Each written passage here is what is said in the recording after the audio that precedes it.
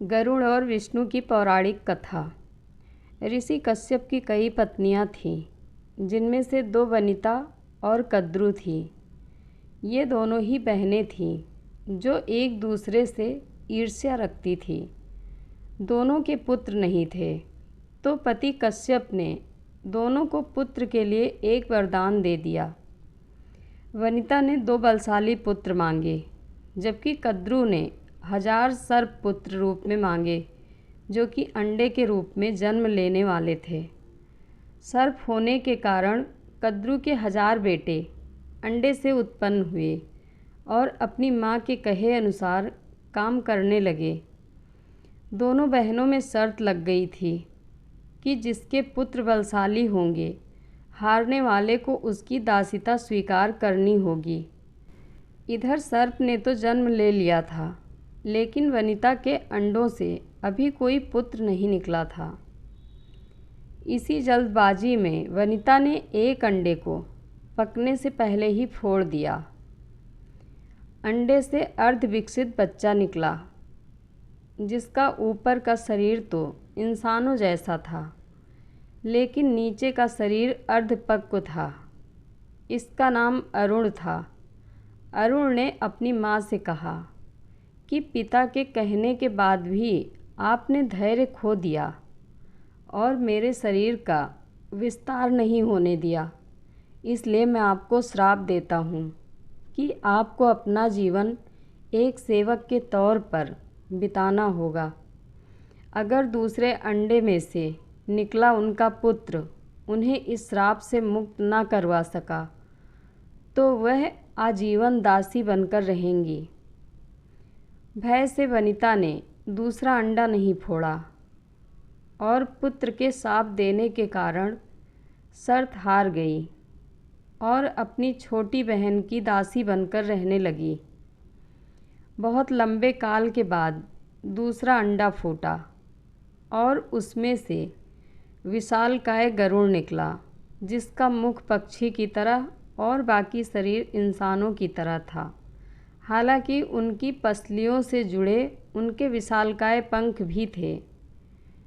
जब गरुड़ को यह पता चला कि उसकी माता तो उसकी बहन की ही दासी हैं और क्यों हैं यह भी पता चला, तो उन्होंने अपनी मौसी और सर्पों से इस दासत्व से मुक्ति के लिए उन्होंने शर्त पूछी।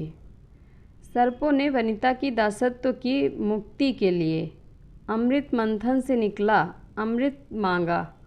अमृत लेने के लिए गरुड़ स्वर्गलोक की तरफ तुरंत निकल पड़े। देवताओं ने अमृत की सुरक्षा के लिए 3 चरणों की सुरक्षा रखी थी। पहले चरण में आग की बड़े पर्दे बिछा रखे थे। दूसरे में घातक हथियारों की आपस में घर्षण करती दीवार थी और अंत में 2 विषैले सर्पों का पहरा। वहाँ तक भी पहुँचने से पहले देवताओं से मुकाबला करना था। गरुड़ सबसे भिड़ गए और देवताओं को बिखेर दिया। तब गरुड़ ने कई नदियों का जल मुख में ले पहले चरण की आग बुझा दी। अगले पथ में गरुड़ ने अपना रूप इतना छोटा कर लिया कि कोई भी हथियार उनका कुछ न बिगाड़ सका और सांपों को अपने दोनों पंजों से पकड़कर उन्होंने अपने मुंह में अमृत कलश उठा लिया और धरती की ओर चल पड़े।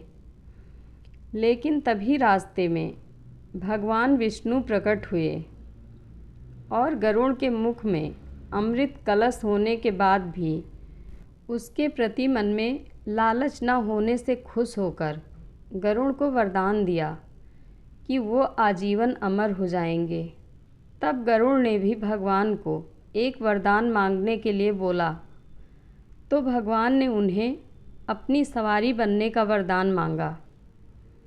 इंद्र ने भी गरुड़ को वरदान दिया कि वो सांपों को भोजन रूप में खा सकेगा।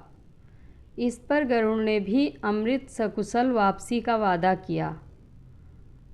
अंत में गरुड़ ने सर्पों को अमृत सौंप दिया और भूमि पर रखकर कहा कि यह रहा अमृत कलश, मैंने यहाँ लाने का अपना वादा पूरा किया और अब यह आपके सुपुर्द हुआ, लेकिन इसे पीने से पहले आप सभी स्नान करें तो अच्छा होगा।